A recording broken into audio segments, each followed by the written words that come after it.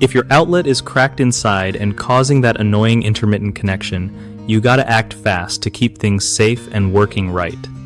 So, first off, always cut the power to that outlet at the breaker box before you touch anything. Safety first, you know?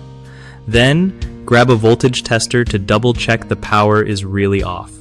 Take off the outlet cover and carefully pull the outlet out without yanking on the wires. If you see cracks or damage inside the outlet, it's time to swap it out. When you get a new outlet, match its type and amperage to the old one so everything stays compatible.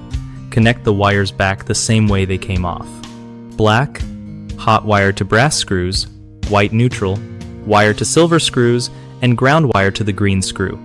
Once everything is snug and secure, screw the outlet back in and pop the cover on.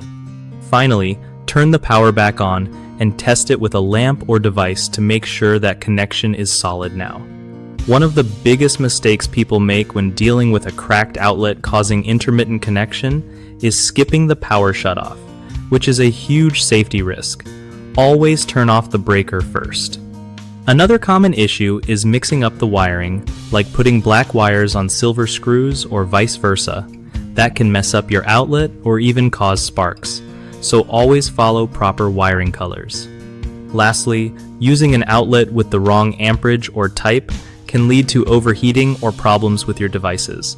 Make sure your replacement matches what you had before exactly. BigHomeProjects.com is super helpful for folks looking to find trusted local contractors who know their stuff and can fix these kinds of issues safely. Plus, it gives contractors a solid way to connect with homeowners who need reliable help on their home projects.